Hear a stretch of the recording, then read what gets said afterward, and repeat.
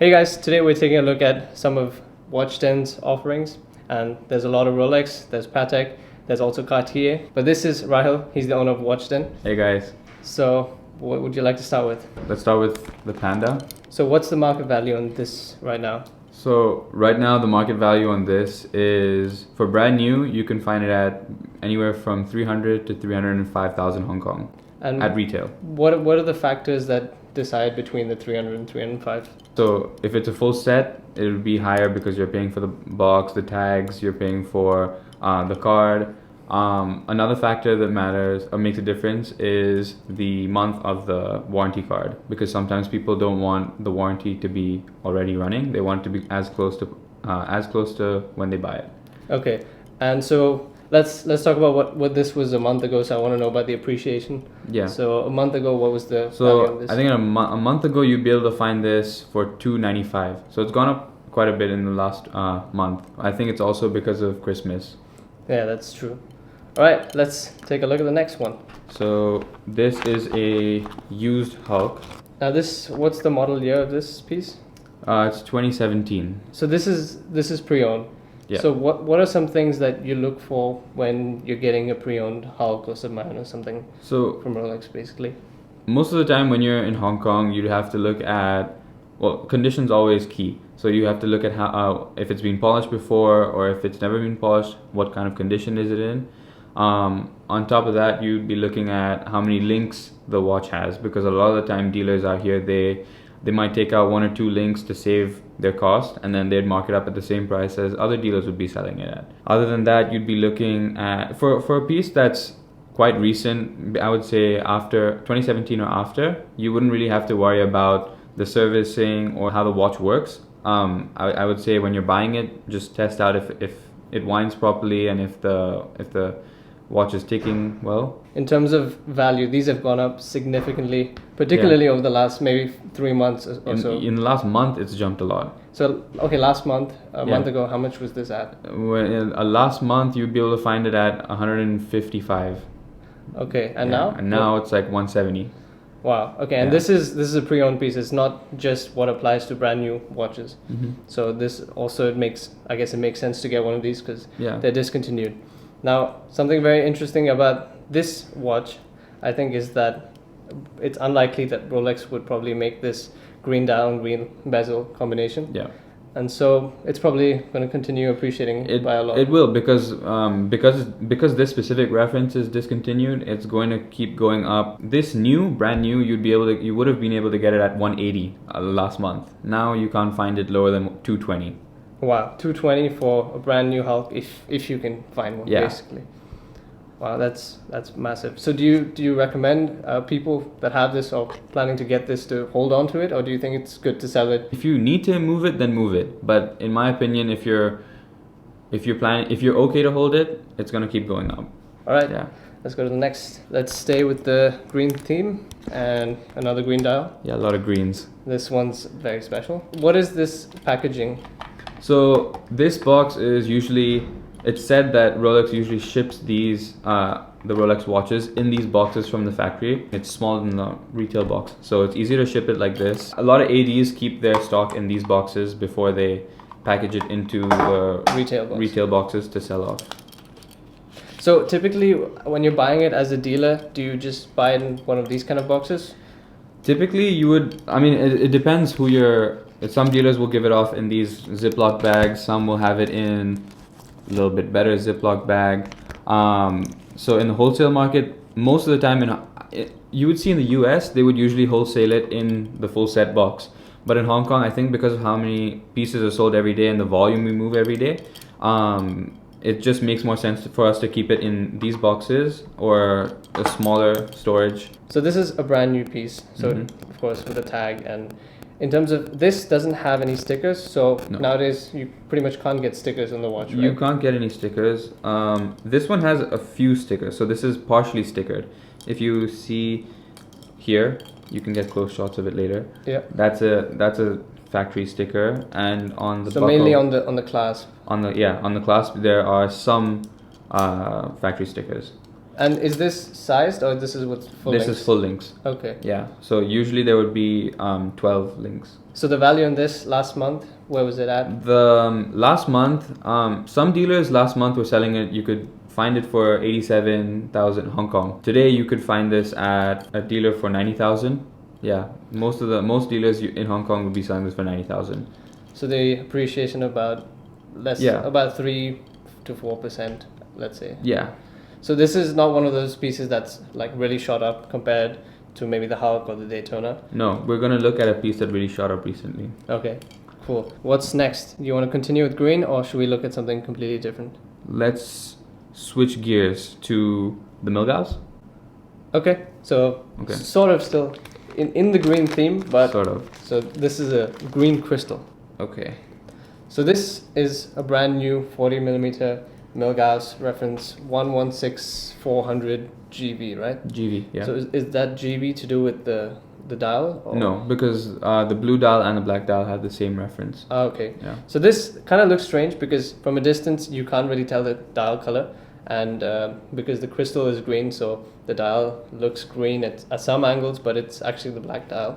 Mm-hmm. And the blue dial is the hotter one, right? It is hotter, yeah. So what is the market value on this specific one? You'd be able to get it right now for 85,000, and it's brand new November card. Comparing this to the blue version, the blue one you would be able to find at 89 to 90,000 Hong Kong for November card as well.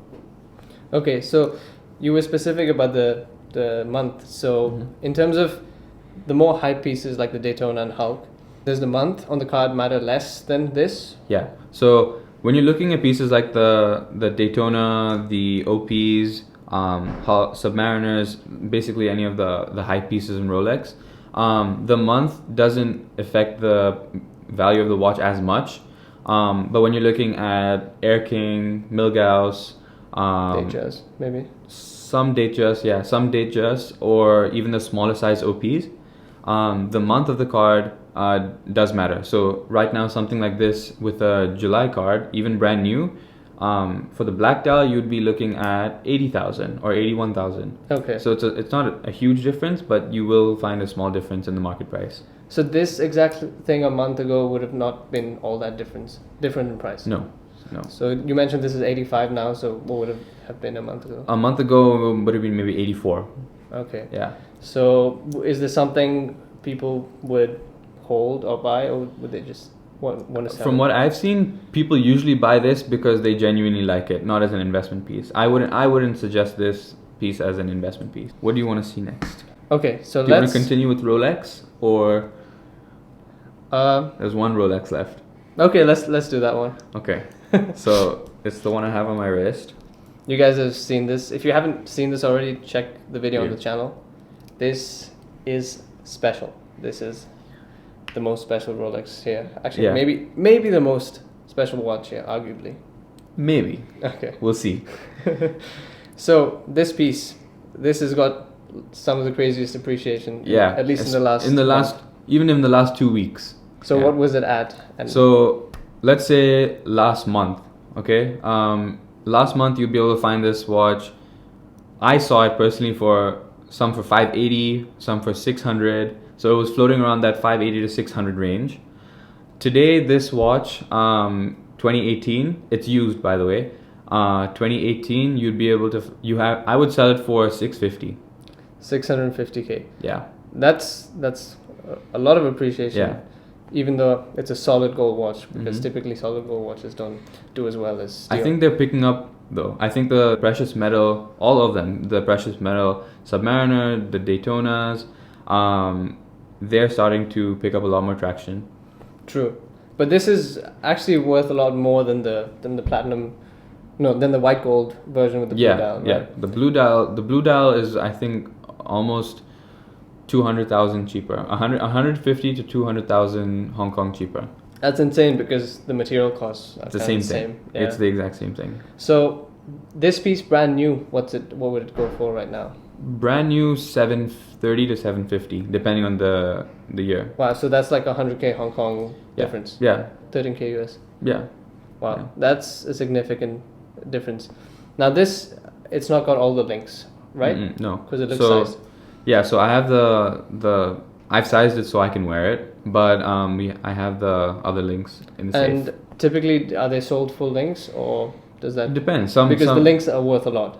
One link is about 3,000. Okay. Yeah. So, yeah. So I mean, a lot of the times, if the end user does need or if they want the full links, then we can get that for them as well.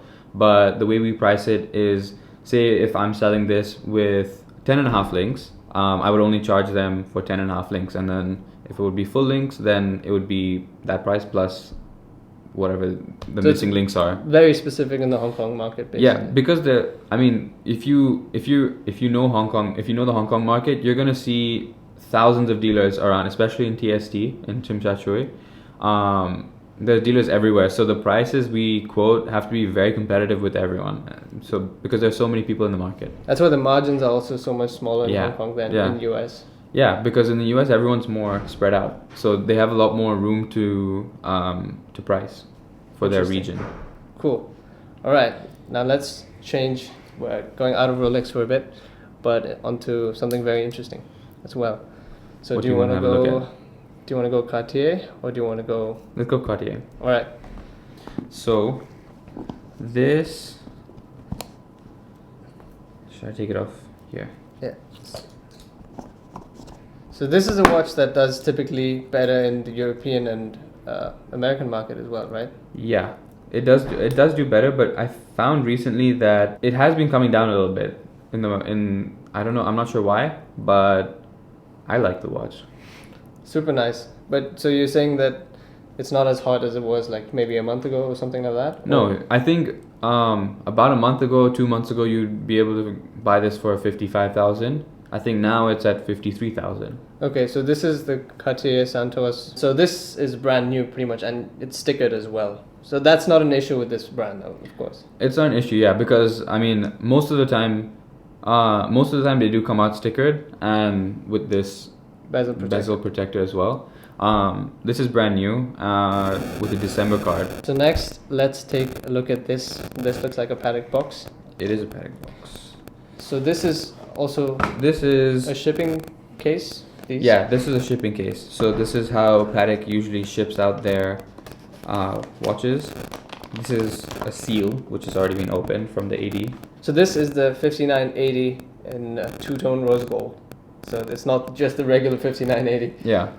This dial is actually, it's a little bit different as well, the blue. I think it's more punchy. Whatever this type of rose gold is, I think they call it like pink gold or something. Pink gold, yeah. So this pink gold has a really, really nice sheen to it. I know you spoke about this in your Nautilus video. The bracelet, you said the bracelet felt very fragile and flimsy.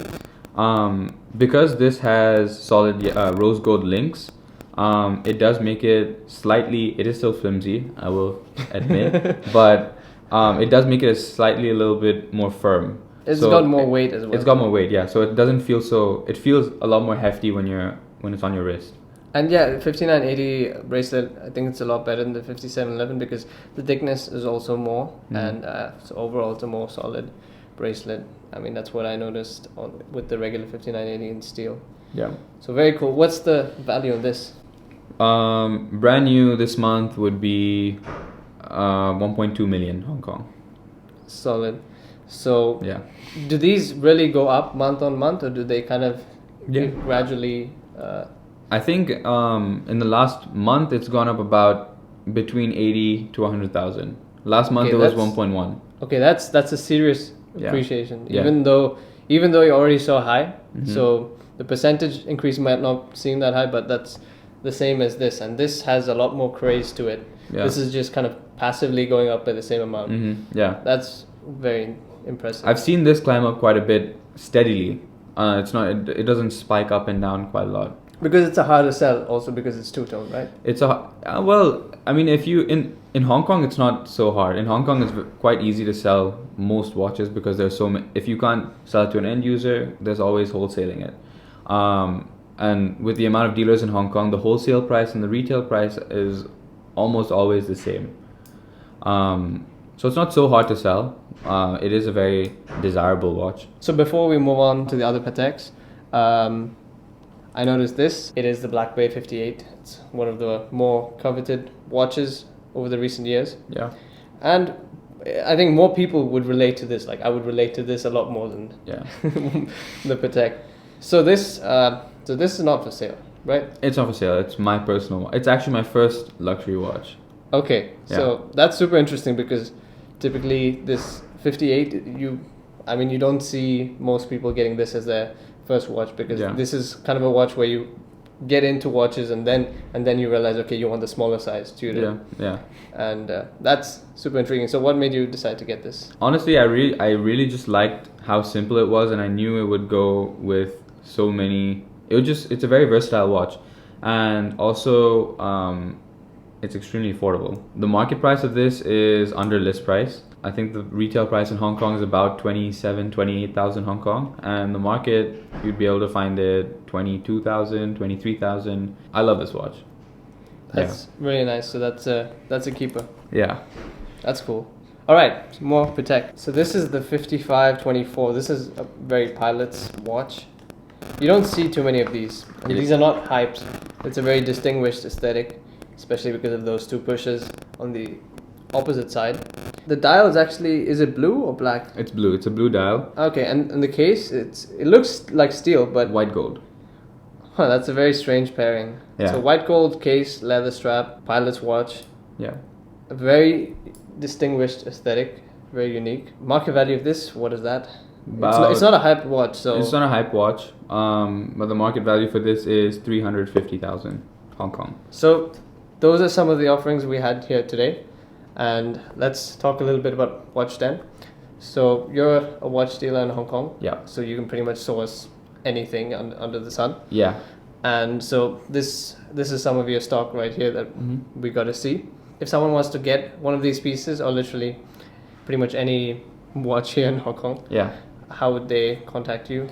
So you can DM me on Instagram at WatchDenHK. All the links will be in the description. Yeah. Or on WhatsApp, the number will be there. Okay, so you can directly message you on WhatsApp as well. Yeah. So pretty much any watch that someone wants, they can shoot you a message, and if you don't have it, you can source it. And if you do message me, let me know you're from Ashwin. Okay. So yeah, that was a cool episode, I think. I hope you liked it, and do check WatchDen out. See you guys next video. Cheers.